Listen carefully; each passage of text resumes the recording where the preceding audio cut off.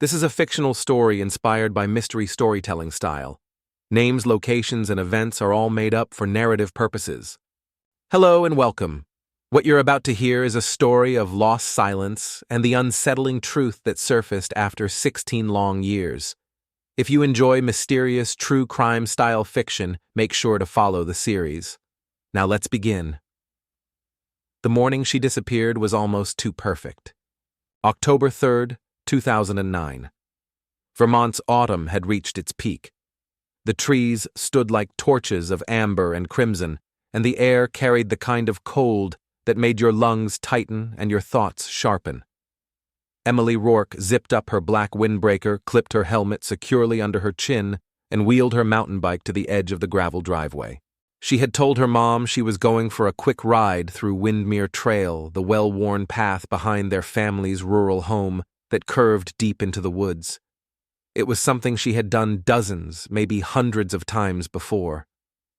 "I'll be back by lunch," she said, with a grin adjusting the straps of her small gray backpack.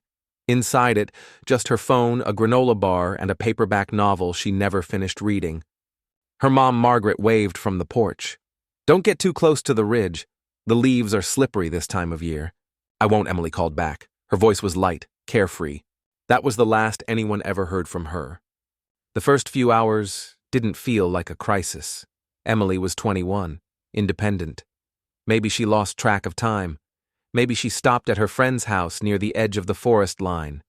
But by nightfall, when no texts came through, when calls went straight to voicemail, her parents' concern grew teeth. The first search started with flashlights and neighbors. The second brought dogs and deputies. By the third day, helicopters hovered over the dense canopy, their searchlights slicing through branches. Still nothing. No body, no scream, no torn clothing, not even a tire mark deep enough to trace. Just silence. Emily Rourke was one of those people everyone liked, friendly, but not naive, adventurous, but not reckless. Her room remained untouched for weeks, then months. Her calendar still marked college apps due in red ink for October 12th. Her favorite blue scarf hung on the corner of her bedpost, her toothbrush in the holder, her shoes at the door. The local news ran her photo almost daily. The image that haunted the town wasn't one of grief or horror, but of her smiling, leaning against her bike, the trees behind her golden with fall light. It made the absence feel louder. Her father, Daniel Rourke, stopped eating, stopped shaving, stopped speaking to anyone but the investigators. He took a leave from the auto shop and converted their garage into a makeshift command center. String maps, printed satellite images, local rumors pinned and color-coded. But even obsession needs fuel, and after a while he ran out of leads to chase. In the span of a year, Emily's disappearance became just another unsolved case. 16 years passed. By 2025, the world had shifted. The forest had grown wilder, reclaiming the narrow trails once carved by tires and boots. Most people in the area had either moved away or stopped talking about the girl who disappeared in the woods. New families lived in the neighborhood now. Emily was a name in old news articles. A missing person flyer faded on the bulletin board at the town library. Then came the camping trip. Cody Whitmore was 13 and more interested in TikTok than trees. But his father, Jason, insisted on spending a weekend offline. They pitched their tent just inside North Hollow Preserve, a sliver of state forest bordering the very woods Emily once disappeared into. Late afternoon, while trying to dig a hole for their campfire, Cody wandered a few dozen yards into the brush in search of dry sticks. His sneaker slipped in soft moss, and he tripped near the base of a thick oak. As he stood up, he noticed something odd, a flash of dull silver lodged between a split in the tree bark. It was a helmet, a bike helmet. The kind you don't just toss away. He pulled it out gently. It was scratched and faded, but unmistakably a women's model. On the inside of the strap, written in fading black marker, was a name, Emily. But that wasn't the worst part. Folded and tucked inside the foam padding beneath the liner, like someone had deliberately hidden, it was a small piece of paper. Cody opened it. In shaky, childlike handwriting, it read, I didn't go alone. The helmet and the note made headlines within 48 hours. Reporters returned to the town for the first time in years. The Rourkes, now older and grayer, were brought in to confirm the helmet belonged to their daughter. Margaret wept quietly. "It's hers," she whispered. "She wrote her name on everything when she was a kid." But the handwriting on the note didn't match Emily's. That was confirmed 2 days later by a forensic analyst. Someone else had written it. Someone who knew what happened. The woods were no longer quiet. Search teams returned with new urgency, but so did questions. Where exactly was the helmet found? How did it end up inside a tree? Was the note placed there recently or years ago? And if Emily hadn't gone alone, who had gone with her? And more importantly, where were they now? The moment the note surfaced, everything changed. 16 years of dust had settled over Emily Rourke's disappearance. But now, with just one line, "I didn't go alone," the case wasn't just reopened. It was ripped back into the present. Detective Laura Gentry stood in the same forest that had swallowed Emily back in 2009. She hadn't been assigned to the case then. She was a rookie working patrol. But she remembered the chaos. The volunteers combing the underbrush, the parents crying on the 6 o'clock news, the frustration that hardened into silence. Now she was here 2 decades into her career, holding the helmet bagged in evidence plastic, the slip of paper sealed in another. Everything about it sent chills down her spine, not just because it was real, but because someone had come back. "This was placed," she muttered to herself, "not left." Jason Whitmore, the father of the boy who found the helmet, gave his statement clearly. He hadn't strayed from camp. Cody had only been gone for 5 minutes before running back with the helmet in hand. "I didn't know what it was," Jason admitted. "Just thought it was old trash until he showed me the name." The tree was inspected, an old white oak, possibly over 100 years. The bark had been pried apart, maybe with a tool, and the helmet stuffed deep in a natural hollow. It had likely been placed intentionally well hidden, but not impossible to find. Not if someone wanted it to be found. Searchers swarmed the area. Nothing else was immediately discovered, but questions spread like fire. Back in 2009, the initial search was exhaustive.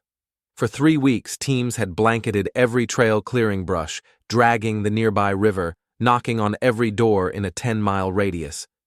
But as most cold cases go, memory fades, and so do details. That's why Detective Gentry went back to the original reports. Buried inside a box marked Rourke Case. Day 2, she found something odd. A search team leader named Michael Thorne had logged a note that was never followed up on. It read, "Found faint track near the north service path. Thin tire, possibly bike. Veered off trail into undergrowth. No visual past 20 FR2 had turned back due to weather." There was no photograph, no GPS marking, no mention of it in subsequent search efforts. It was dismissed. Gentry stared at the note for a long time. It matched the direction where the helmet had just been found, less than half a mile north of that same service path. She looked up Thorne in the system. He had passed away in 2017, but his partner on the search that day, David Maris, was still alive and living just 2 towns over. Gentry drove out that evening. David Maris opened the door slowly, a cane in one hand, reading glasses hanging from his shirt. He was nearly 80 now, thin but sharp. "I remember her," he said before Gentry even asked. "Emily." He invited her in. The living room smelled like books and tea. A fire crackled in the small hearth. Maris sat down slowly, groaning a little. Then he leaned forward. "You're not here to talk about the bike path," he said. "You're here because someone found something." Gentry nodded, a helmet, with her name and a note. He closed his eyes for a moment. "I knew we missed something. I knew it the day we turned around." "Why didn't you go back?" Maris sighed. It was raining, cold. The trail was slippery. Mike Thorne, he said it was nothing. Just a deer trail. "We were tired. You search for days and your brain starts lying to you. You want to believe the kid just ran away or got lost. Anything but what's worse." "And what would be worse?" Gentry asked. Maris opened his eyes. "That someone took her." Back at the station, Gentry began cross-referencing search patterns from 2009 with the new GPS location of the helmet. She overlaid the two maps. There, just barely intersecting, was the spot Thorne and Maris had marked half a mile north of the official search boundary. It was an oversight, a blind spot. Someone knew, and someone had used it. As news of the helmet discovery spread, another detail emerged, one that hadn't been public knowledge before. A retired sheriff's deputy named Carter Deal, who had assisted in the early days of the case, reached out to Gentry. "I didn't want to say anything back then," he admitted over the phone. "Didn't seem important. But now," he explained that just 3 days before Emily vanished, someone had called in a strange report from a woman on the edge of the forest, an older woman named Evelyn Bray, who claimed she saw a white pickup truck idling near the forest line around dusk. She said a man got out and walked into the woods with a backpack. When he returned 20 minutes later, he didn't have the bag. She noted it because the man stood still for a while, just watching the trail. Then he drove off. No plate, no name, no follow-up. The call was logged but ignored. That truck was never connected to Emily's disappearance. Until now. Detective Gentry requested the old call logs. There it was, call ID 4472, Evelyn Bray, white truck suspicious activity near Windmere Woods. Time 7:42 p.m., October 1st, 2009, 2 days before Emily went missing. She paid a visit to Evelyn Bray's old residence, a faded blue house with chipped paint and an overgrown porch. A woman in her 90s opened the door slowly. "I remember the truck," Evelyn said. "I remember the man, too. He had a limp." That narrowed it down. But in a town like theirs back then, plenty of older men walked with limps. Gentry asked, "Would you recognize him again if you saw a picture?" Evelyn paused, then shook her head. "No, I'm sorry. It's been too long." Still the limp, the truck, the location, the timing. Someone had been watching those woods. Someone had known where to enter, where not to be seen. And they had come back 16 years later to place a helmet in a tree. The forensic team was still analyzing the note. The paper itself was common, cheap notebook stock. The handwriting was unfamiliar. Too neat to be a child, but shaky, possibly written with the non-dominant hand or by someone deliberately disguising their writing. The helmet showed faint traces of pine sap. It had likely been placed in the tree not in 2009, but much more recently, maybe just weeks ago. And the words on the paper, "I didn't go alone." It wasn't a cry for help. It was a message. Detective Gentry knew this wasn't over. She looked out at the forest from her office window, the map still spread out before her. The patterns were changing. The past was creeping forward. Somewhere out there was someone else who went with Emily that day. Or worse, someone who followed. There was something coldly permanent about deleted text messages. Detective Laura Gentry stared at the photocopy of Emily Rourke's last phone records from 2009. Digital forensics then were limited messages could be erased forever, without much trace unless manually backed up. But now, with advanced data retrieval tools and new machine learning methods, the Vermont State Lab was able to reconstruct metadata from Emily's old Motorola flip phone, which had been in evidence storage all these years. She had sent 6 texts the morning of her disappearance. 5 were harmless. 2 to her mom. "I'll bring back cider." 1 to her younger brother Max. "If you use my computer again, I'll kill you." 1 to her best friend, Jenna Calloway, and 1 to her ex-boyfriend. We're still friends, right?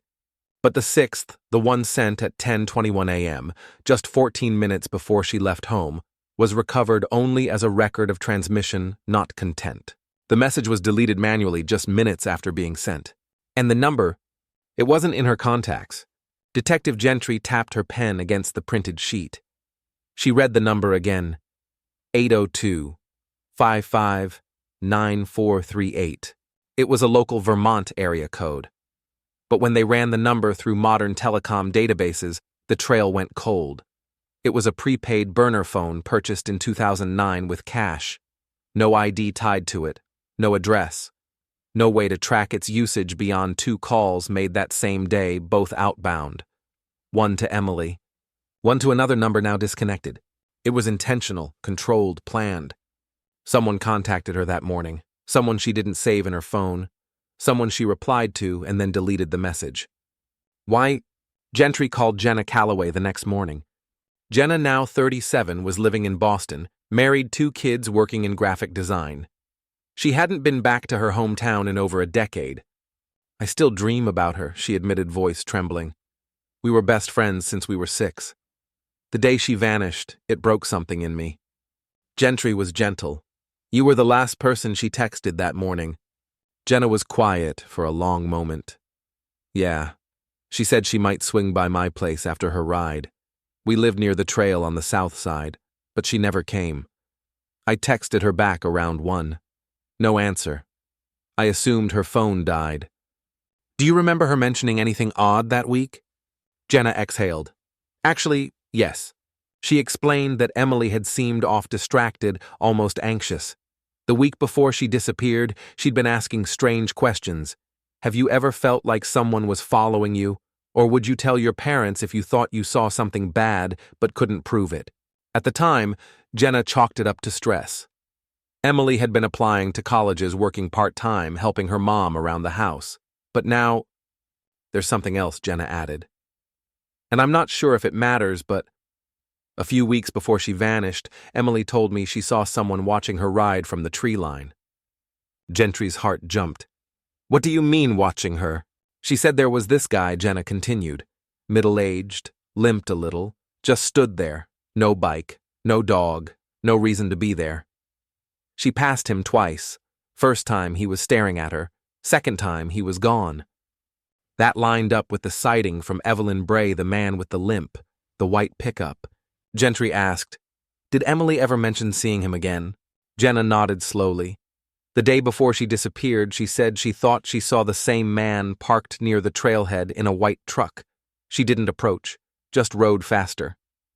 After the call, Gentry went back to the police records from 2009 and dug deeper into community reports.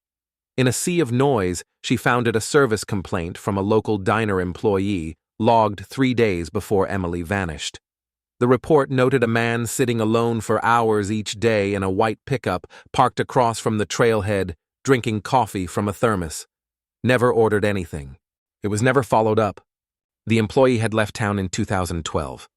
With the phone number yielding no identity, Gentry requested a digital trace on tower pings from that area on October 3, 2009. Back then, triangulation wasn't as exact as GPS, but it could show approximate device locations based on signal strength and timing. One match stood out: the burner phone that texted Emily. It was in the Windmere Woods area for nearly 2 hours that morning, from 10:30 a.m. to 12:17 p.m. It never connected to another tower again, meaning the person likely turned it off or destroyed it immediately after. The deeper Gentry dug, the more she began to reconstruct a chilling timeline. 10:07 a.m. Emily finishes breakfast, grabs her backpack. 10:21 a.m. sends unknown text to burner phone. 10:35 a.m. seen by a neighbor entering trail with her bike. 10:52 a.m. First mobile ping from burner phone connects near North Service Path. 11:16 a.m. burner phone sends outbound call number now disconnected. 12:17 p.m. last tower connection. 12:43 p.m. Emily's phone stops responding, presumed dead or destroyed. Someone had lured her into the woods. Someone she didn't fully trust yet enough to text. Or maybe someone she was trying to avoid. That evening, Gentry received a message from the forensic handwriting analyst. The note found inside the helmet, "I didn't go alone," was indeed written with the non-dominant hand. But there was something more. Traces of graphite smudges suggested the note had been rewritten multiple times. The pressure indentations revealed 4 earlier attempts, all scratched out or folded over. Only the final version made it into the helmet, and one of those earlier attempts contained a partial sentence still legible from pressure marks. "They know." Back in 2009, people had speculated everything: that Emily ran away, that she had a secret boyfriend, that she'd simply gotten lost. Now none of those theories held up. She had been texting, planning to meet friends, bringing a book to read. She wasn't running. She wasn't lost. She was taken. And someone out there, someone still alive, had just reminded the world of it. The box was labeled Search Logs, 2009, Day 5 to 7. It had sat in the department's basement archive for over a decade, forgotten beneath dust and mildew. Detective Laura Gentry pried open the rusted metal latch with a screwdriver and peeled back the lid.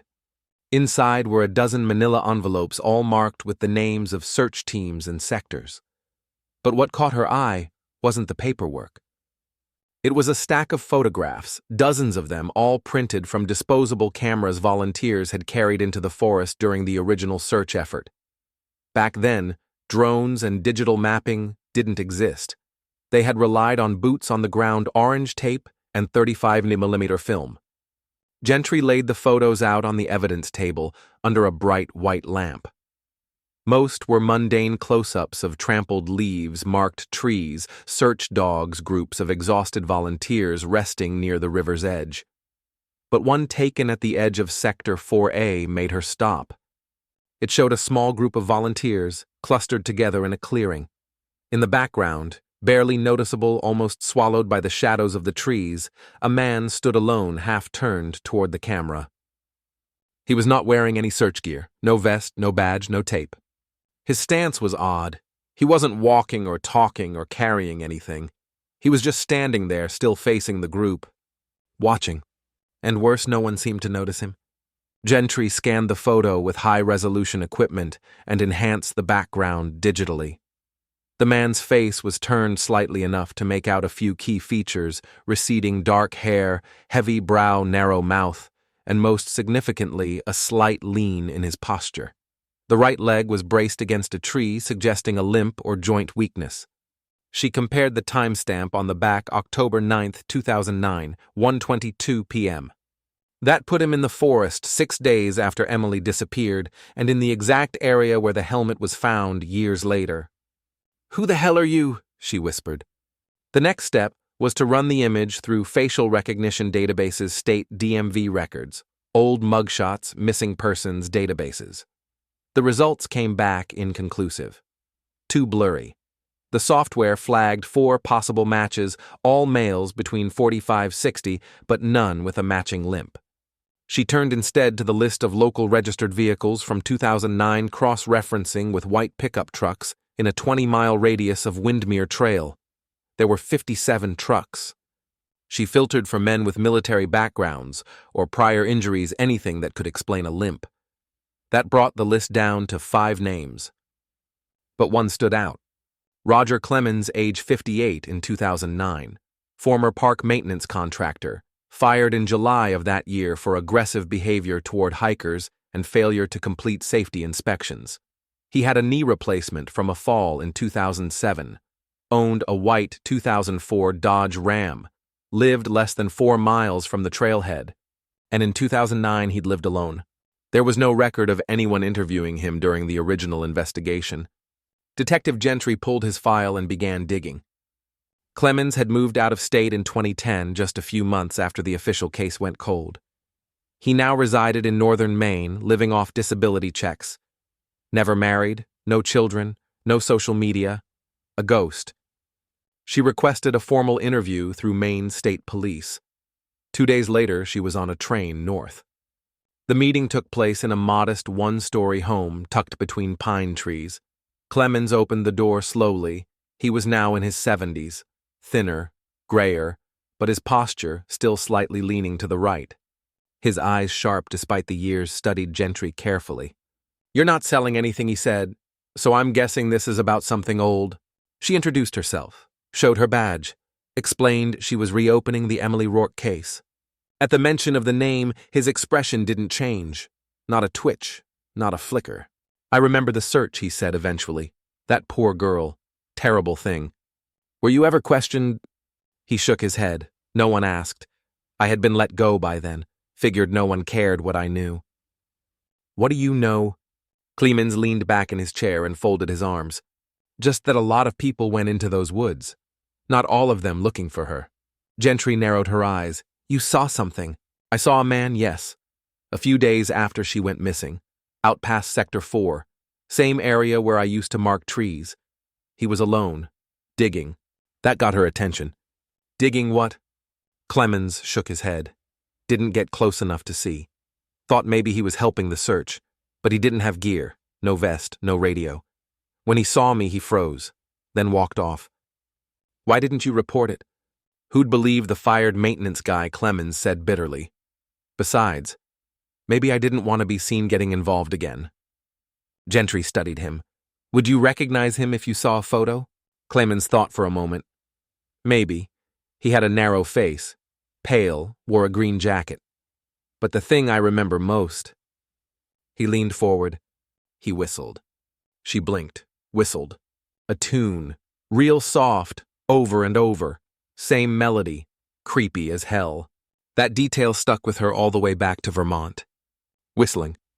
She opened her laptop and began scanning all prior witness statements from the original investigation. In 300 pages of interviews and notes, the word whistling appeared once in a statement from a woman named Karen Delancey, who had been hiking the lower ridge the day before Emily vanished. The note said, heard faint whistling from the north side of the creek around noon. No one visible. Thought it was odd. That location just 1 mile from the service path, 2 days before the girl disappeared. It couldn't be a coincidence. Someone was in those woods. Someone with a pattern. And now, someone who had waited 16 years to place a helmet in a tree. Gentry returned to the evidence photo, zoomed in again on the man in the background. This time she noticed something she hadn't before: the object in his hand. It wasn't a flashlight, or a tool, or even a water bottle. It looked like a small notebook. Black, spiral-bound, partially tucked under his jacket sleeve. She enhanced it, sharpening the edges. It was the same kind of notebook used for field logging, like the one found inside the tree with the helmet. And suddenly she realized he didn't just watch the search. He documented it. The man in the photo haunted Detective Laura Gentry. He had no name, no arrest record, no driver's license photo. No one had ever come forward to say, yes, I know him. Yet there he was, captured forever in the blurred frame of a volunteer's camera, watching the search for Emily Rourke with chilling detachment, holding a spiral-bound notebook like he had a job to do. And now Gentry had reason to believe this man had done it before. She returned to the archived search team rosters from 2009. Most of the volunteers had been locals, friends of the Rourke family, members of the community, or professionals from nearby counties. But there was one name that popped out in the Sector 4 logs: a man named Lewis Harlan, listed as a freelance photographer who had offered to document the effort for awareness. He was signed in for 2 days, then vanished from the logs. She pulled his intake form. It was handwritten, slightly shaky. No phone number, just a temporary P.O. box. The handwriting bore similarities to the note inside Emily's helmet. Not identical, but deliberately altered, like someone trying to mimic their own writing with their opposite hand. She dug further. The P.O. box had been closed in early 2010, registered under a cash deposit. No way to trace it. But it confirmed a theory: someone inserted themselves into the search either as a volunteer or an observer, and may have stayed hidden in plain sight. Someone who documented everything. She began to broaden her scope. If this wasn't a one-time event, were there others? She pulled missing persons reports from 2005 to 2015 across 4 surrounding states, filtering for rural disappearances, specifically young women who went missing near wooded areas while walking or biking. The database returned 7 cases with chilling similarities, all unsolved, all involving females between ages 16 and 25, all near forests or preserves. And in 4 of those cases, the victims had taken a solo walk or bike ride. 3 had been headed to meet someone. None had been seen again. She dug into local news archives. One case stood out: Kara Milner, age 19, disappeared in 2007 in western Massachusetts, went for a jog near her family's cabin, last seen wearing red headphones. 2 weeks later, her headphones were found dangling from a branch 10 feet off the ground in an area already searched. A week after that, a note was found pinned beneath a rock on a trail half a mile away. The note read, "She ran but not fast enough. No fingerprints, no DNA, no suspect." The case had gone cold. Gentry pulled up the photos of the scene. She zoomed in on the note. Spiral-bound tear marks, same size, same paper texture. And again, The handwriting, though, written with more pressure and confidence, bore unmistakable quirks: tight E loops, long-tailed F strokes, and a habit of ending sentences without punctuation. It was the same writer. Emily hadn't been the first. The deeper she went, the more disturbing the similarities. In upstate New York, 2011, a girl named Natalie Vega vanished while sketching in the forest behind her college. Her body was never found, but her sketchbook turned up 3 months later, tied to a tree branch with twine. The last drawing, a figure standing in the woods, faceless, with a spiral notebook in hand. In New Hampshire, 2006, a hiker named Rachel Bowe was reported missing. Her boots were found a month later, placed neatly beside a log. Inside one boot, a torn page from a pocket calendar. On it, written in marker. She didn't see me at first, then she screamed. Gentry created a profile. Whoever he wasn't impulsive. He planned, he watched, he documented. He placed items to be found after the panic had settled after time and grief had dulled urgency. He seemed to revisit locations sometimes years later to plant new evidence like breadcrumbs or trophies. He wanted to be noticed, but not immediately. And most chillingly, he seemed to enjoy being close to the search itself. That's what made the Emily case different. It was the first time he'd planted a message that explicitly stated someone else had been there too. Gentry returned to the 2009 search logs for Sector 4A and began calling surviving volunteers. Most remembered nothing unusual. But a woman named Tamara Byers recalled something odd. "I remember this guy," she said over the phone. "Tall, pale, limped a little. He wasn't on our list, but he was there with a camera. Said he was taking pictures for the local paper. But I don't remember seeing anything in the news after. Did he say where he was from? No. But I remember him whistling, over and over, same tune. Creeped me out, actually." "What kind of tune?" "Sounded like a lullaby. Slow. Almost like a child's song." Gentry's stomach turned. That was now the third confirmed account of whistling in the woods.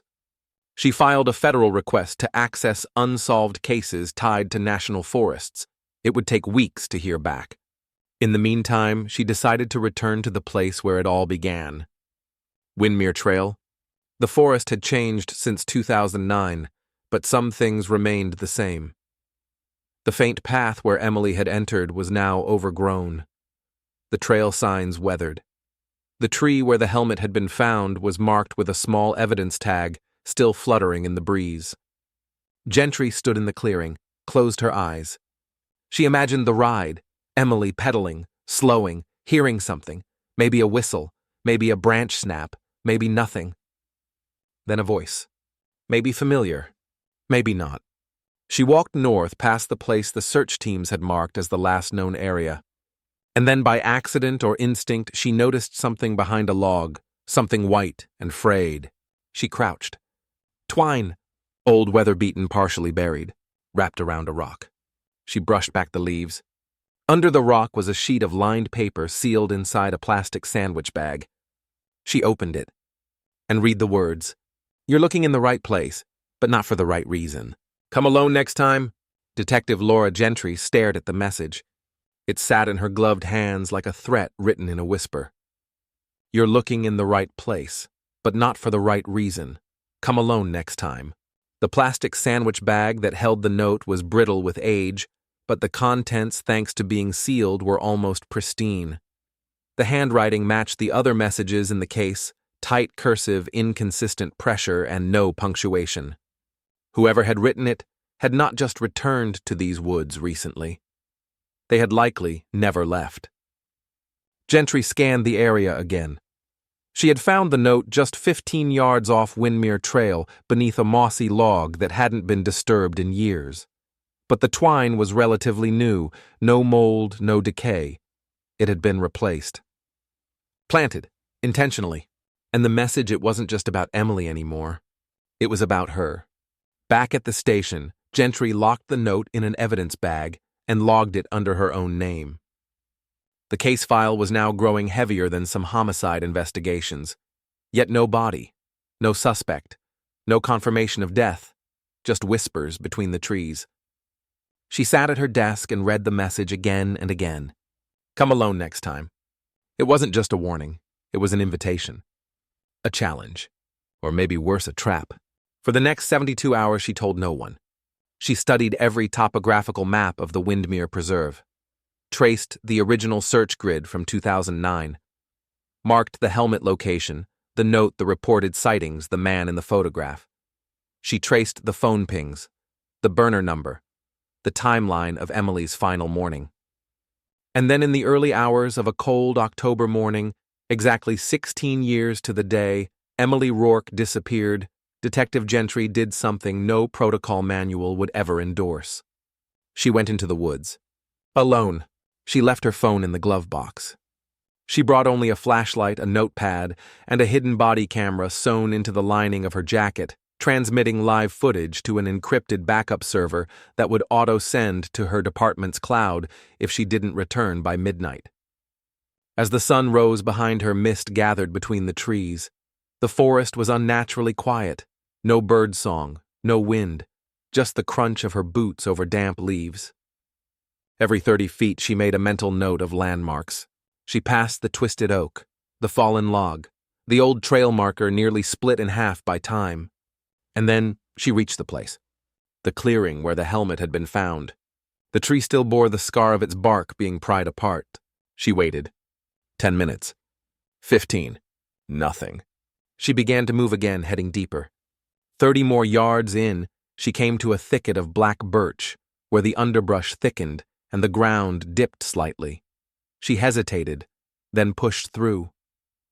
And that's when she heard it, a sound so faint it could have been imagined. But it wasn't.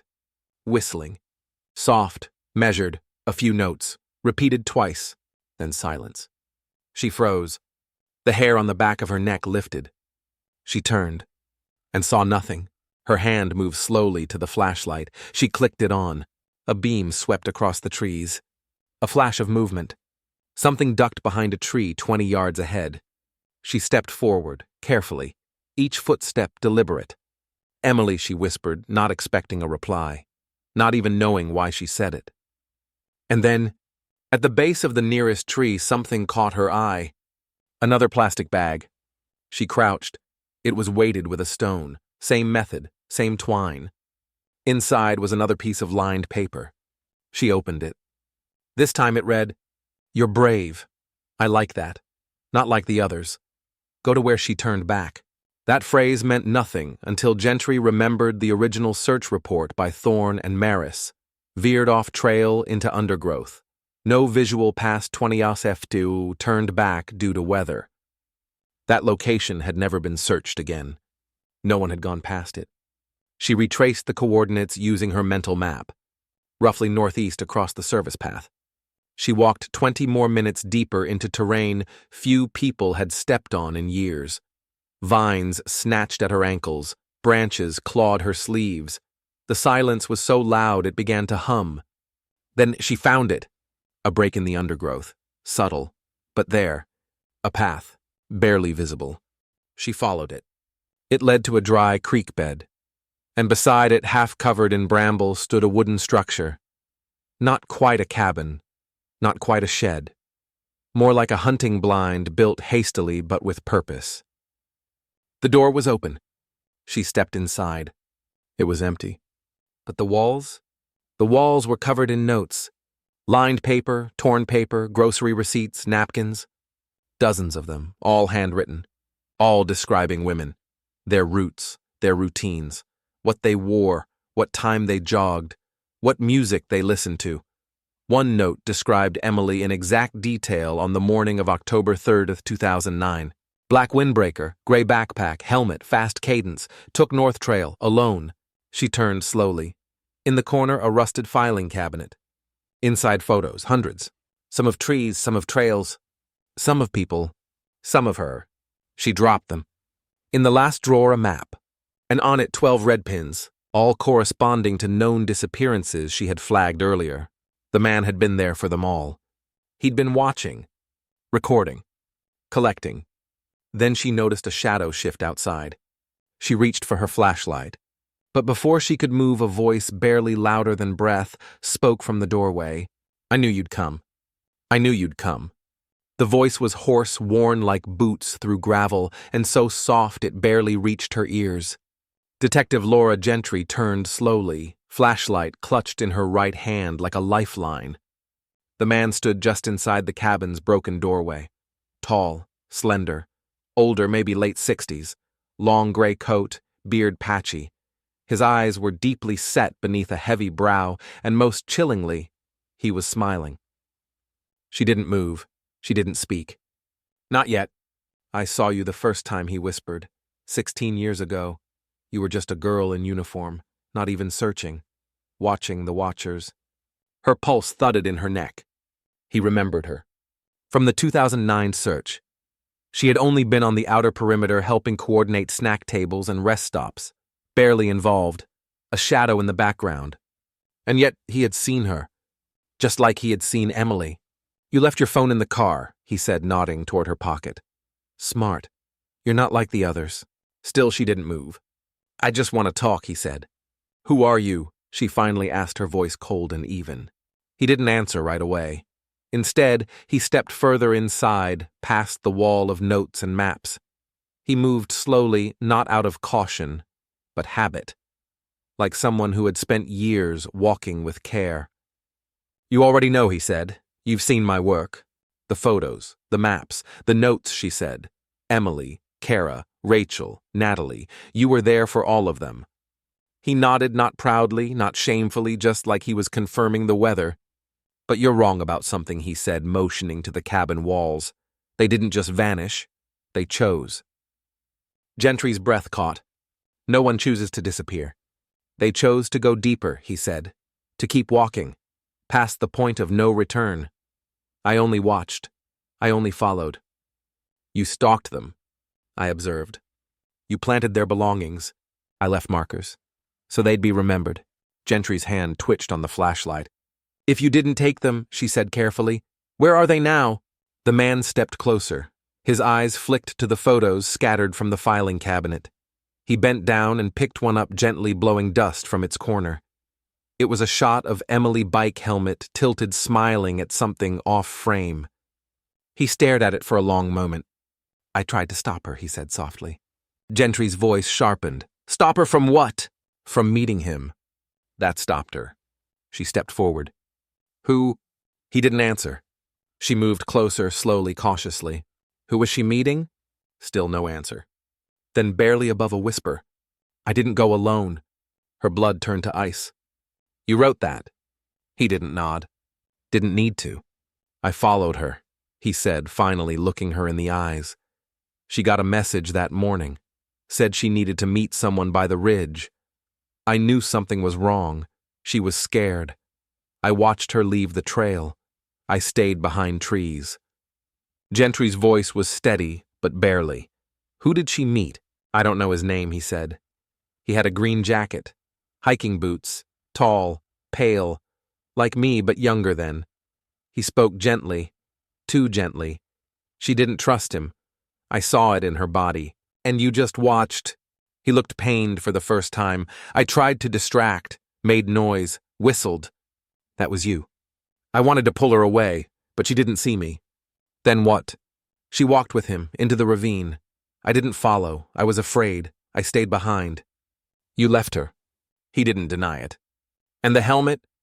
I found it 2 days later, lying in the water. No blood, no sign of her. I cleaned it, kept it. I thought if I left it later, someone might look again. Gentry felt her knees weaken. And the note? I wrote it for her, so she wouldn't be forgotten. I didn't lie. You didn't go alone, she repeated slowly. No, neither did she. Gentry's mind spun. 2 men had been there that day, one watching from the shadows, the other walking beside Emily into the woods. But the man before her, this strange, careful collector of details, he wasn't a killer. She felt it. He was broken, yes, obsessive, but he hadn't hurt Emily. He had documented everything like a haunted scribe. You know where she went, Gentry said. You've been tracking him too. He nodded. Then help me. Silence. Then slowly he reached into his coat pocket. Gentry tensed, but he only pulled out a folded square of paper. Coordinates, he said. From a photo I took that day. Her bike tracks. They went past the creek bed, past the search boundary. He handed it to her. Then, as if it were decided, he turned and walked toward the door. "Where are you going?" she called after him. "I've seen enough," he said without turning back. "You'll find what you're meant to." And then he was gone, vanishing into the woods like a shadow stepping back into dusk. Gentry didn't follow. She stayed in the cabin studying the coordinates. They led to a bend in the land, a depression at the edge of the North Ridge marked on none of the official maps. It was time. She took one last glance at the wall of notes. One stood out, written shakily, older than the others. It read, "She cried once. Then she got quiet. The forest didn't speak, but it remembered." Detective Laura Gentry stood at the edge of a narrow depression in the earth, guided by coordinates scribbled on a weather-stained note handed to her by a man who lived like a ghost. This hollow, silent, veiled by bramble and pine, had never been searched. Not in 2009. Not since. Her GPS had lost signal 15 minutes ago. The only confirmation she had that she was in the right place was instinct and a faint line in the leaves where the earth once caved slightly, then froze in time. She took a slow breath, dropped to her knees, and began to dig. At first it was only dirt, dry, packed. Then 6 inches down her gloved fingers hit something unnatural. Fabric. She froze, brushed back more soil. A strap. Then a zipper. It was a canvas duffel bag, half-decayed brown with age and soaked through. The zipper teeth were rusted shut, but she used her knife to pry it open. Inside, a water bottle crushed and warped. A pink headband. A copy of To Kill a Mockingbird, its pages swollen and fused. A Motorola flip phone dead corroded. A torn page from a school essay. Sometimes I wonder if the woods are watching me instead of the other way around. And beneath it all, wrapped in a faded hoodie bones, the breath caught in her chest. Not from fear, but finality. They were small, femur, rib fragments, partial vertebrae. No skull. No full skeleton. But enough. Enough for confirmation. This was Emily's bag. And these were her remains. 16 years of questions had led here. To this moment. Alone in the woods. With no audience but the wind. She stepped back. Sat in silence. The sun was beginning to fall behind the trees, casting long shadows across the clearing like fingers reaching from the past. She knew what came next. Seal the scene report at call in forensics, start the next wave of investigation. But something held her there. Because this wasn't the whole story. Not yet. That night she stayed in a ranger cabin nearby. Her phone had returned a signal as she approached the edge of the preserve. She filed an encrypted report with her findings, requested a forensic recovery team for the next morning, and uploaded every frame of footage from the body cam. She couldn't sleep. She played back the audio of her conversation with the man from the cabin, isolating the background noise. There was something strange in the final minute after he handed her the note and walked away. A second whistle. Soft, distant. Not from him. From somewhere else. In the early morning, while waiting for the recovery team, she returned to the man's forest shelter. But it was gone. Not just abandoned, dismantled. Walls pulled down, floorboards gone. Not a single note remained. Not a photo, not a scrap. Only a burned patch of earth where the filing cabinet had stood. Ashes still warm. He had vanished again. Erased himself. But one thing remained barely visible beneath a half-covered rock. A final note. It read, "You found her, but not him, and he's still out here." The recovery team arrived just before noon. They sealed the site, confirmed the remains, collected every fragment of evidence. Gentry stayed for every step. It was her case now, her responsibility. Emily was no longer a missing person. She was found. But justice, true justice, was still elusive. Because someone had led Emily into the woods. Someone had convinced her to follow. And someone had stood there long after the girl stopped crying to ensure she was never seen again. And that someone was still free.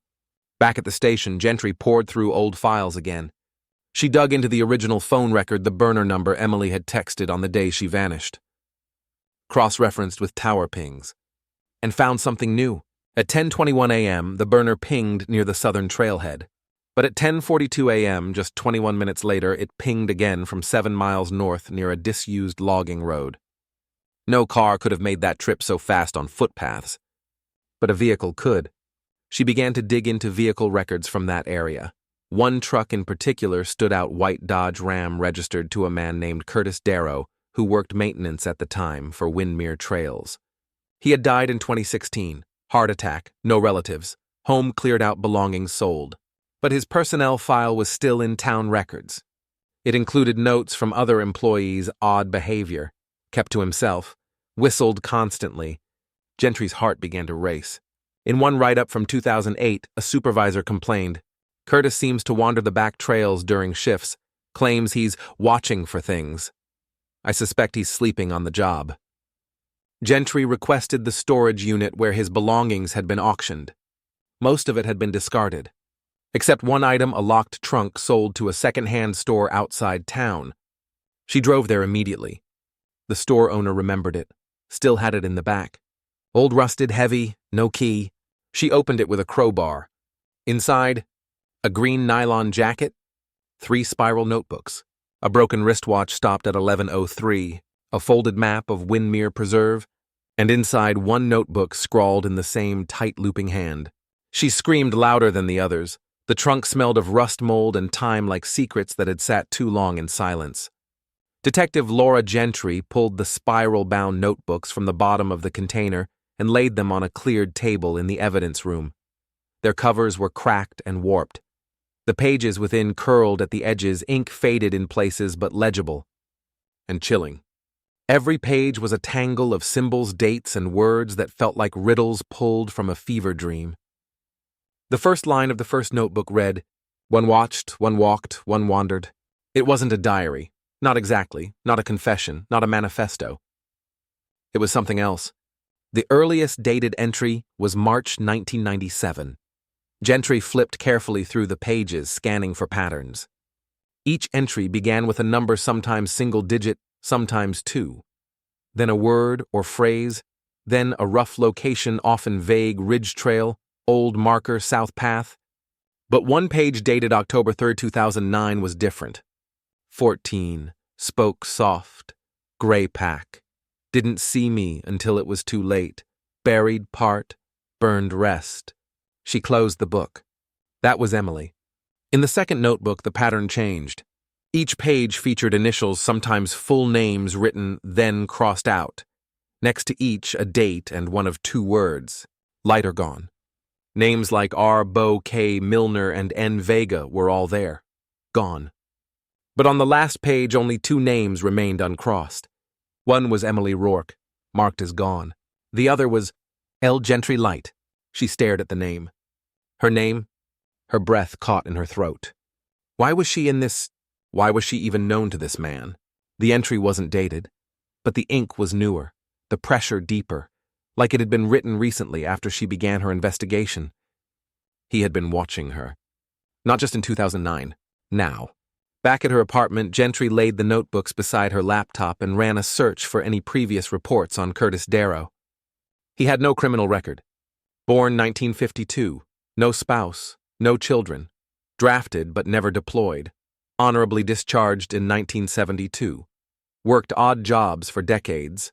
Moved to Windmere in 1996. Hired as trail maintenance crew the following year. She dug deeper.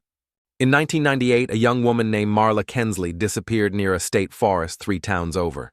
21, nursing student. Went for a solo hike. Her backpack was found 3 months later, buried beneath a cairn near the Ridge Trail.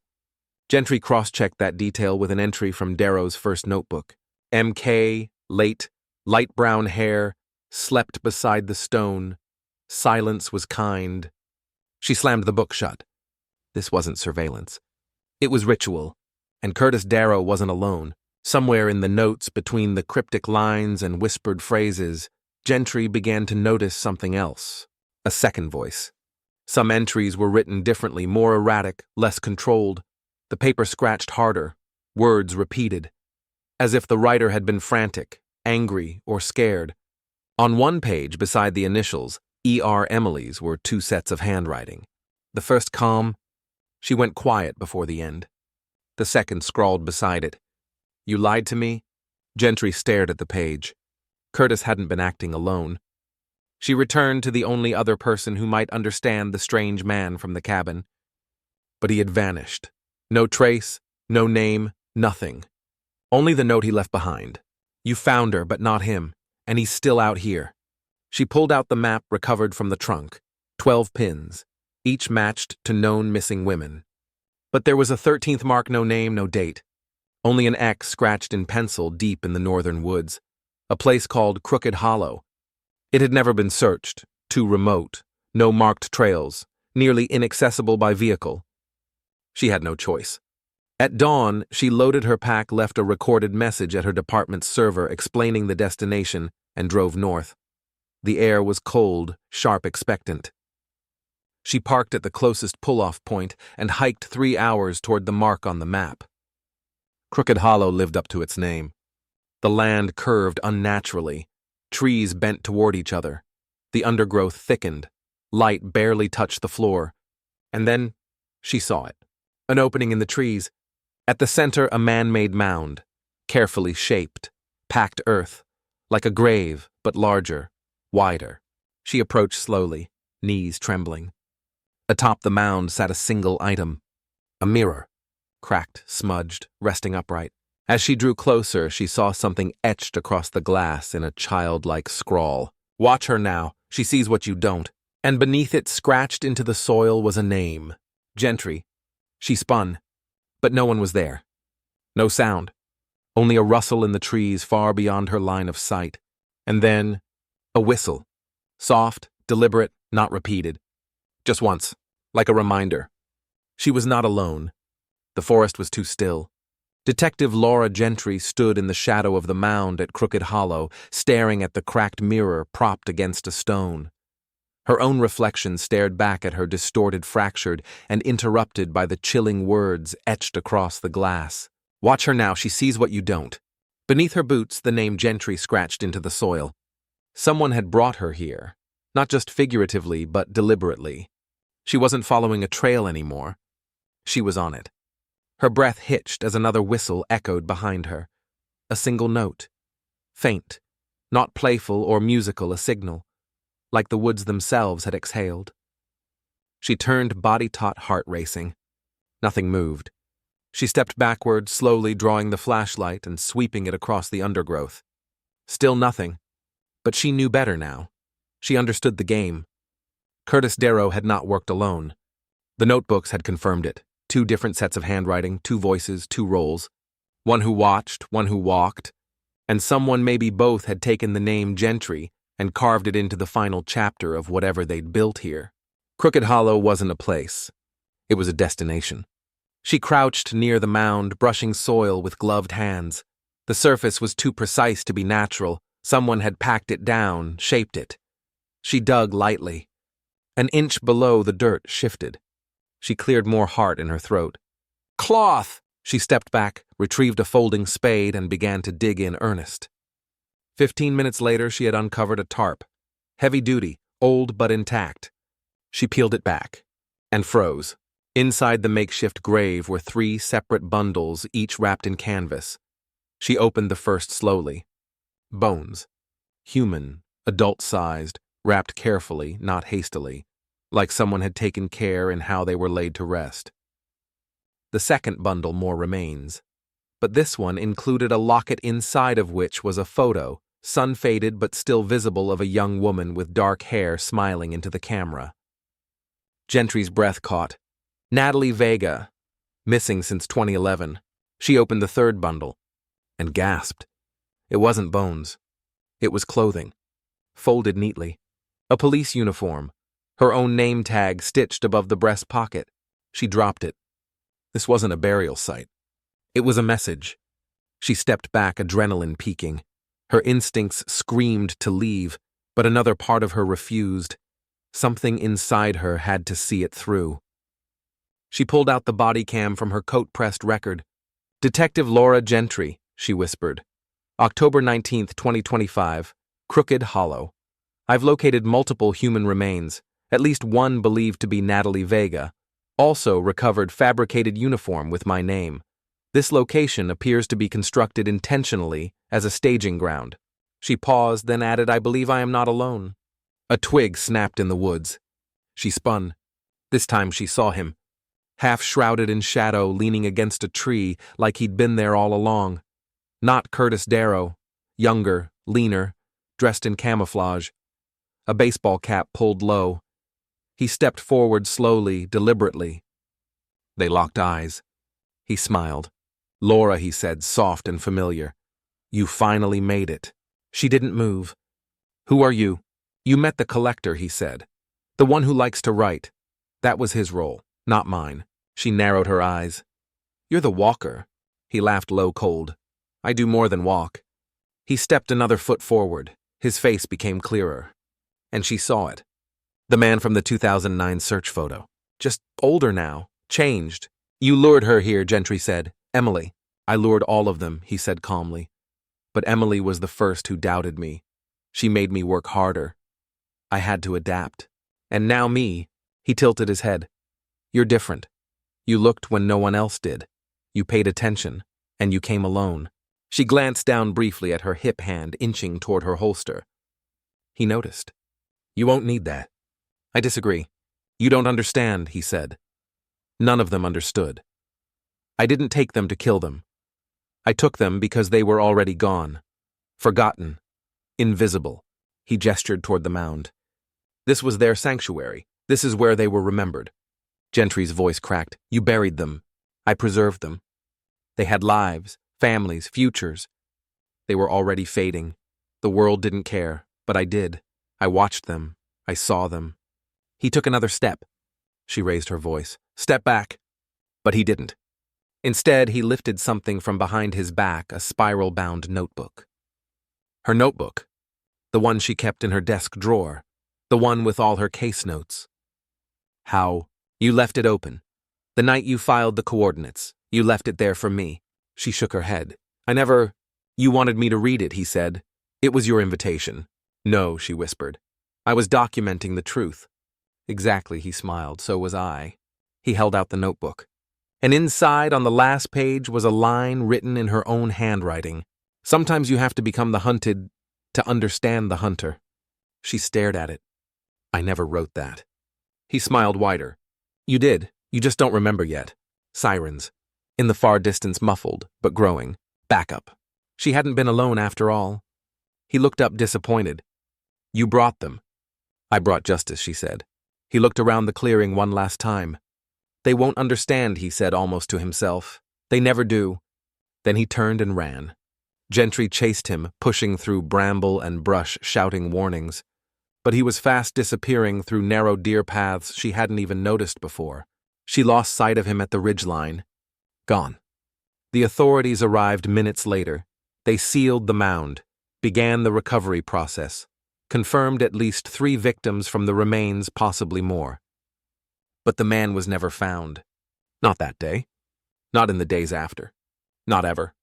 Weeks later, back at the precinct, Gentry sat in her office, the notebook spread across her desk. She flipped to the last page of the second book. Below her name, L. Gentry, light a new word had been added. Written recently. In fresh ink. Seen? She stared at it. And whispered to no one. I saw you too. The first time Laura Gentry saw her name in the notebook, she had dismissed it as provocation. But now, with seen written beneath it in a neat, deliberate hand, something shifted inside her. This wasn't just about Emily anymore, or Natalie, or the 12 pins on that map. This was about her. Someone had been studying her. Long before she knew it, the precinct was quiet. Night shift moved like shadows, low voices, paper shuffling phones, chirping in cycles. Laura sat alone in the briefing room, the spiral notebooks fanned out on the table like pages from a cracked scripture.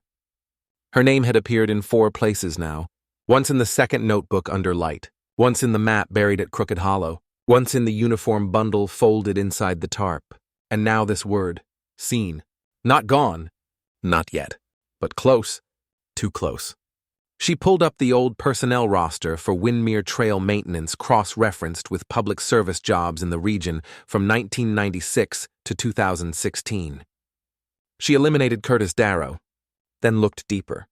In the 2002 hiring records, she found a temp name, James Norcross, listed for 6 weeks under park restoration. No permanent address, no social security history, no tax returns, no follow-up employment. Just a phantom on paper, but someone had signed his time logs. The signature matched the handwriting on the newer notebook entries. Her notebook. She requested DMV images of all known employees between 1995-2010 in Windmere County. Ran them through face recognition software, uploading the enhanced image from the 2009 photo of the unidentified man watching the search team. 87% match. Not to Curtis Darrow, to James Norcross, who didn't exist. No relatives, no background, no digital fingerprint. Just a man who slipped in and vanished, like smoke. 3 nights later, a package arrived at her home. No return address. Just her name written in that same familiar looping hand, inside a flash drive. No label, no encryption. She hesitated, then inserted it into her air-gapped laptop. It contained 7 files, a folder named Windmere, a folder named The Hollow, a single Word document titled YU. She opened it last. The document was brief. Just 1 paragraph. You watched even when no one asked you to. You noticed patterns no one else noticed. You were quiet in 2009. I saw you by the trucks, the girl with the notepad. I knew one day you'd come back, because no one forgets their own reflection, and that's what they all were to you, pieces of you, before you changed. Gentry's fingers hovered over the keyboard. Had he been watching her since the beginning? Had he followed her from that search, marked her as some kind of successor mirror? Her skin crawled, because part of her deep shameful understood what he meant. In the Windmere folder were photos, all grainy, dated. Each one was of her. Some recent snapped from distances she hadn't noticed. Others were older, one from 2015 on her first patrol, another from 2011 at her police academy graduation, and one unmistakable from October 2009 during the original Emily Rourke search. She was 19, leaning against a parked cruiser watching the volunteers pass with search dogs. Someone had photographed her that day, and kept watching for 16 years. She clicked open the final folder, The Hollow. 1 file, a sound file. She played it. For the first 30 seconds, only wind. Then, leaves crunching, a soft whistle. Then footsteps, and finally a whisper. Her voice. From just days earlier, Detective Laura Gentry, October 19th, Crooked Hollow. He'd recorded her. From somewhere near. He'd been there, even after the sirens, even after she'd believed he was gone. That night she didn't sleep. She boxed up the drive, sealed it in evidence, and filed a confidential internal report. But she knew the department wouldn't find him. He was too careful, too patient. He moved like the forest itself, unseen until he chose otherwise. And he had chosen her. 2 weeks later, a letter arrived by mail. No postmark, just a sheet of lined paper. It read, Crooked Hollow was never the end, only the part you could see. There's another place. Come when the leaves fall again. You'll know it when the air turns sharp. Bring no one, or you'll never find me. At the bottom, nothing. No signature, just a symbol, a small perfect spiral, and beside it for the first time a date, October 3rd, 2026, exactly 17 years since Emily vanished. By the time the leaves began to fall, Laura Gentry had already made peace with a possibility she would never have admitted out loud. She might not come back. For nearly a year, the letter from the man who had no name but had studied her more intimately than anyone alive sat in a locked drawer at her desk, folded so many times its edges began to fray. She'd read it dozens of times, memorized every line, every stroke of the spiral symbol. October 3rd, 2026. Come when the leaves fall again. Bring no one, or you'll never find me. He had chosen the anniversary on purpose. 17 years since Emily disappeared. And still the man moved like smoke trailing just ahead of her breath. The department had no new leads. The remains at Crooked Hollow had been identified: Natalie Vega, Kara Milner, and Rachel Bowe. All confirmed. All linked through GPS pings, circumstantial sightings, and ultimately the notebooks recovered from the storage trunk. Curtis Darrow was ruled as an accessory after the fact, but the man who had orchestrated everything, the true Walker, remained nameless in the file. The case wasn't cold. It was waiting. October came. Gentry cleared her calendar, took a personal leave, deleted her phone data, removed the SIM, left her badge, her sidearm, and her apartment keys on her supervisor's desk. All she took with her were boots, a field journal, a knife, and the spiral carved into her memory. She returned to Windermere alone. Autumn had already begun to paint the trees in rust and fire. The forest whispered with dry breath. Trails she had walked 100 times now felt alien, shaped by some deeper will. She didn't use a GPS. She followed the wind. And when the chill in the air turned sharp, when the shadows seemed longer than they should have been, she saw it. A symbol carved into bark. A spiral, just like the one in the letter. She followed the markings deeper into the forest. They appeared on rock stumps, the underside of branches, always just visible enough to let her know she was still being led. For hours she walked. No signal. No footprints but her own, until she reached the ridge. And saw him. He stood at the edge, looking out across the tree line, the last rays of daylight igniting the gold in the leaves. He didn't turn when she arrived. He spoke as if continuing a conversation they'd started long ago. "You came alone." She said nothing. "Did you bring it?" he asked. She pulled the notebook from her bag. Her own. The one he had written in. She tossed it at his feet. "You like writing in things that aren't yours." He finally turned. Older than she remembered. Mid-50s maybe, beard unkempt, jacket tattered, but his eyes sharp, steady. "Everything becomes mine when no one else pays attention," he said. She felt rage twist in her chest. "Is that what you told yourself when you lured Emily into the woods, when you took Kara and Natalie and the others?" "I didn't lure them," he said. "I watched. I waited. And when the world forgot them, I offered them a way to be remembered." "You killed them." "No," he said softly. "I collected them." He stepped closer. "You still don't understand." She stood her ground. "Then explain it." He crouched, drew a line in the dirt with his finger. A spiral. "The world moves forward," he said, "but memory doesn't. It loops, it circles. We forget, we bury. But some things, they whisper back. Emily was one of them. So are you. I'm not like you." "No," he nodded. "But you could have been." She stared at him. He gestured at the ridge behind him. "There's something here. I left it for you." She didn't move. He sighed. "You want to end it, don't you? To know everything, you'll have to follow the spiral to the center." He turned and began to walk toward the ridge's edge, where the forest dropped into a steep ravine. She followed.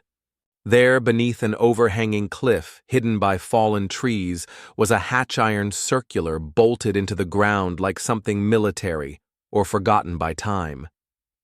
He knelt beside it. "You ever wonder why we never found her? Her full remains." Gentry's stomach twisted. He unlatched the hatch, groaning metal against metal, inside a ladder descending into pitch dark. She stepped forward. "Emily's down there." He looked up. "She's waiting." Gentry pulled her flashlight, took one breath, and climbed down. The air grew colder with each step. The shaft was narrow, dirt-lined, reinforced with wood, 40 steps deep. At the bottom, the flashlight caught something. Shoes. 4 pairs. All women's, all placed carefully along the wall. Next to them, journals, jewelry, locks of hair, notes, and on the far side, laid out beneath a canvas flag, bones, arranged. Deliberate. Skull intact. She knelt, heart cracking open. Emily. There was no doubt. The size, the remnants of the pink headband, the initials etched faintly into the sole of the nearest shoe. She turned back up the shaft. He hadn't followed her. He was gone. She climbed out, breath-ragged, heart screaming. But he wasn't on the ridge. Not anywhere. Only the spiral scratched once more into the dirt. And beside it a final note tucked into the hollow of a tree. "Now you've seen the whole story, but the story's not over. You carry it now. just like I did. She reported the burial site. Teams came. Emily's identity was confirmed through dental records. Closure was offered to her family. But justice, that remained elusive. He had vanished. Again. And something in her told her he'd been waiting for that moment, not to kill her, but to pass the burden on. 3 months later, another letter arrived at her desk. A single sentence. The spiral always returns to its center. And below it a new name. One she'd never seen before, but it was the name of a woman who had just been reported missing.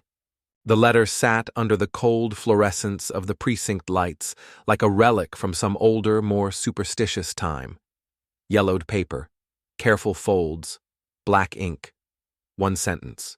The spiral always returns to its center, and below it a name. Delaney Price, age 24, status missing. Last seen October 2nd, 2026, one day, before the date Gentry had descended into Crooked Hollow. Gentry stared at the case file now pinned on the task board in her apartment. Delaney Price, art student, passionate about photography, lived alone, went for a solo hike in northern Windmere Preserve, never returned. What caught Gentry's attention wasn't just the timing, it was the details.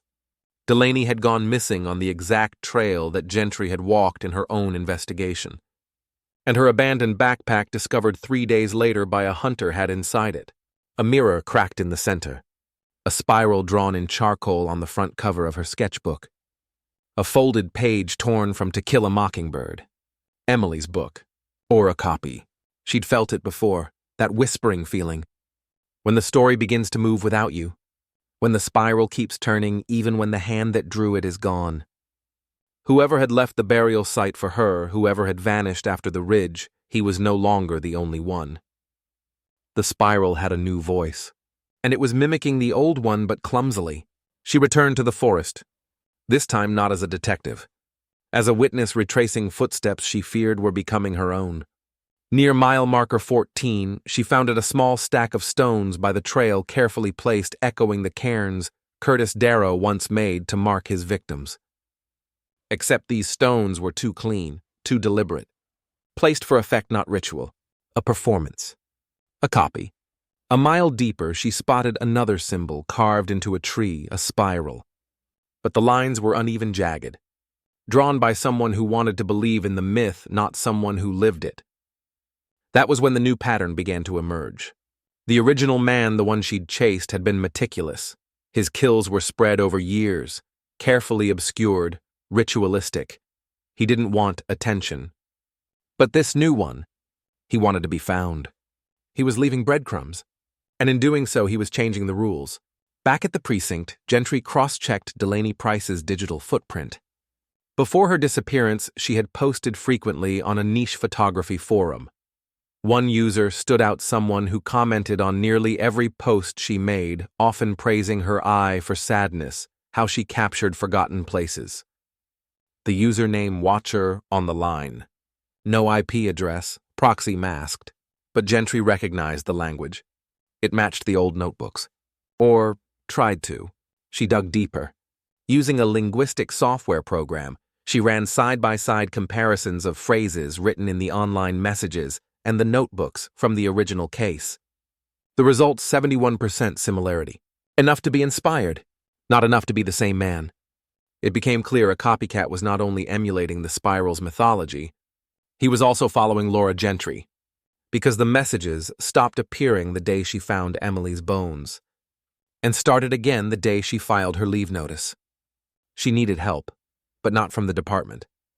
She needed someone who had lived outside the official lines. She drove 5 hours north. Found him in the town. She guessed he might be the man from the cabin, the one who'd handed her the coordinates back in Part 7. He was working at a scrapyard now, off-grid, grew a beard, gait slower, but his eyes sharp, still watching. She didn't ask his name. She simply said, "Someone's continuing the spiral." He nodded like he already knew. "You're not the center anymore," he said. "Now you're the map." They walked through his shed. The walls were lined with Polaroids, news clippings, coordinates. One photo showed Delaney Price. Not her official missing poster, but a candid taken from a distance as she hiked alone. Gentry turned sharply. "You took this?" He shook his head. It was left on my doorstep. By who? He just looked at her and whispered, "You don't teach a spiral. It teaches itself." Back home, Gentry found a new envelope on her kitchen counter. No sign of forced entry. Inside, a flash drive. A single page with one line. The collector chose silence. I choose fire. And a name? Marissa Greer. 19 years old. Last seen 2 days ago. Hiking with a friend. Friend returned. She did not. Location Crooked Hollow. Again. Gentry watched the contents of the flash drive. 7 video clips. Each one 10-15 seconds. All taken from inside the woods. Shaky footage. Whispers. A girl's voice. Breathing. Leaves. And in the final clip, a man's silhouette.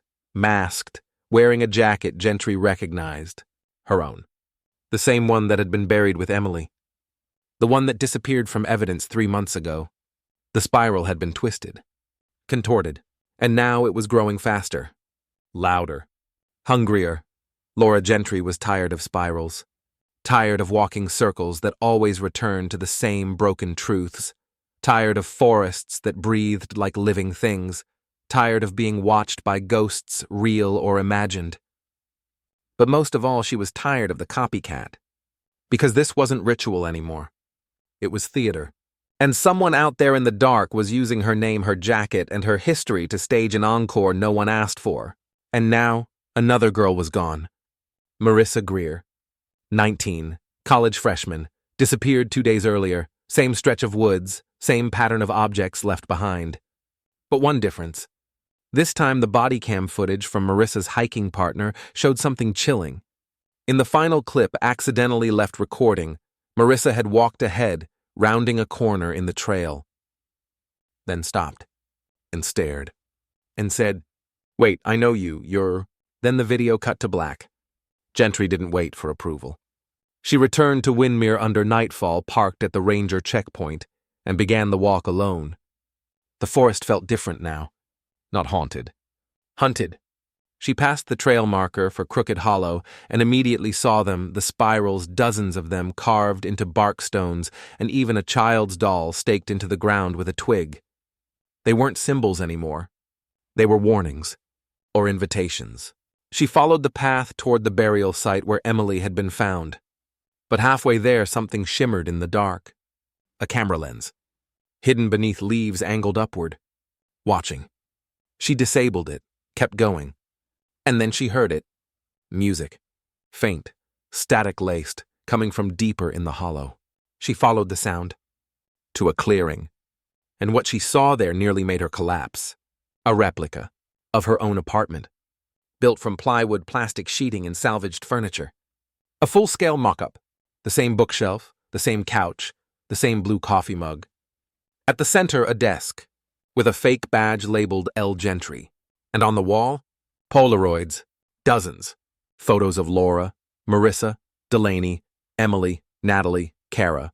And in the center, the largest one, a photo of Laura standing at Emily's grave, a shot she had never seen taken. This wasn't a shrine. It was a manifesto. She stepped to the desk. A tape recorder was waiting. She pressed play. A voice crackled through. Male. Young. Breathy. You always believed it had to end with him. But spirals don't end. They split. And now you've given me a path. You left the footprints. I just followed them. She hit stop. Then the lights flickered. The sound of movement. She ducked behind the couch, drew her flashlight, and scanned the woods beyond the clearing. Nothing. Then, a scream. Faint. Real. Female. She ran toward it. Half a mile east, she found the trap door. Just like last time, but older, cruder. Rope ladder, wood beams. She climbed down. At the bottom, another room. But this one wasn't like before. It was filled with screens. Dozens. Each displaying live feeds from cameras hidden in the woods, all wired to a central laptop. The interface was custom-coded, clean, sophisticated. He'd built a network, not just in Windmere, in 3 other parks across the state. And in the corner, bound and breathing Marissa, eyes wide, mouth taped, alive. Gentry rushed to her, cut the bindings, removed the tape. Marissa gasped, coughing. "He's still here," she whispered. He's watching right now. He made me say things, wear things. What things? Marissa pointed to the corner. Gentry turned and saw her own uniform, the one that had gone missing from evidence, now folded neatly on a chair beside a wig matching her hairstyle. He hadn't just recreated her apartment. He'd tried to become her. Gentry helped Marissa up. She was weak, dehydrated, but able to walk. They began the slow climb out of the pit. Halfway up, Gentry heard it again. The whistle. But this one wasn't from behind. It was above them. She pushed Marissa back down into the hollow just in time as a figure dropped into the entrance with a knife in hand. He wore her jacket, her badge, and a mask, a mirrored mask. Gentry stared at her reflection in the mask fractured by the curved glass. Then he spoke. Now you see what I see. He lunged. They struggled. The knife cut her forearm. Blood. Flashlight dropped. Darkness. But Gentry had trained for worse. She pivoted, slammed his wrist against the ladder. The blade dropped. She pinned him, ripped the mask off, and froze. He was barely 20. Freckles, soft jaw, eyes wide. Terrified. She shouted, Why do this? He whispered. Because I needed you to come back. He was arrested on site. Identified as Jordan Beckett, 22, computer science major expelled for hacking. He confessed to stalking Laura Gentry for nearly 2 years. He had followed her investigation into the Winmere spiral. Became obsessed. Said the original man was a prophet and Laura the last disciple. He wanted her to finish the spiral by confronting it again. So he staged new disappearances to force her return. The performance was everything. The truth? Optional. Back at the station, Gentry stared at the evidence table. The wig. The jacket. The mirrored mask. And in the corner of the mask's lining, scratched faintly, was a spiral. But it wasn't Jordan's handwriting. It was the original man's. It should have been over. Jordan Beckett, arrested, charged, and awaiting trial, had confessed to everything. The mimicry, the surveillance, the kidnapping. He'd built his obsession around a myth and inserted Laura Gentry into its center like she was a character in a fable rather than a person with breath and blood. But Gentry couldn't rest. Because of that one detail, the spiral, scratched inside the mirrored mask, not in Jordan's hand, but in the original Walker's. And it meant only one thing. He was still alive. Weeks passed. Gentry returned to duty, but everything felt hollow. People congratulated her. Reporters called her a hero. But late at night, when she closed her eyes, she didn't see justice. She saw a spiral drawn on the inside of her skull, and she heard his voice. You carry it now, just like I did. She pulled Jordan's interview tapes and watched them again carefully. At the 38-minute mark of tape 2, he mentioned something odd. Not a place. A time. He said we'd meet again when the woods were quiet, when the birds stopped singing and the air tastes like old leaves. He said he'd come when the spiral turned itself inside out. At the time, it sounded like more metaphor, but Gentry had lived with metaphor long enough to recognize instructions. She began combing weather patterns, drone flyovers, wildlife migration reports across Winmere. And then one night a park ranger sent her something strange, a still image from a wildlife cam deep in an unmonitored sector of the forest. A man standing between trees at dusk, wearing the same jacket as the one found at the hollow, staring directly into the lens. Next to him, a spiral burned into the trunk of a pine tree. Timestamp 3:17 a.m., November 18th, 2026. The 17-year mark to the hour from when Emily Rourke had disappeared. She returned to Winmere, alone, again. But this time she wasn't looking for closure. She was looking for the truth behind the myth. At mile marker 19, the forest grew unnaturally quiet. No birds, no wind, no movement. She kept walking. Another spiral appeared this time, made of white stones arranged across a fallen log. She stepped over it, and followed what looked like a trail, though overgrown. Then, a clearing. In its center, a small cabin, ancient, nearly eaten by moss and rot. And outside, it seated calmly in a wooden chair. Him. The walker. Older now. Thin. Gaunt. But unmistakably the same eyes that had haunted her dreams. He looked up and smiled. Laura. She said nothing. Just walked forward slow and measured. He gestured to a second chair. She didn't sit. "Why Jordan?" she asked. "Why let him impersonate me?" He sighed. "He needed a story. I gave him yours." "Why?" "So you'd come find me." "I already did. A year ago." "No, you found my trail, not me." He leaned forward, hands steepled. "I left the spiral because it needed to grow, and it did. You grew it. You kept walking." She shook her head. "I didn't kill anyone." "No, you remembered them. You spoke their names. You saw. You stalked. You hunted. You buried." "I preserved," he interrupted. "The world forgot them. I remembered. That was my purpose." Gentry's voice trembled. "And mine. To decide if the spiral should end," he said. He reached into his coat, pulled out a small item wrapped in cloth, and handed it to her. She opened it. Inside Emily Rourke's necklace. Untouched, unburied. "I kept one piece," he said. "One last thread. So I'd never forget the first time the spiral turned." Gentry stared at the locket. Her voice came in a whisper. "You're surrendering." "No," he said. "I'm finishing."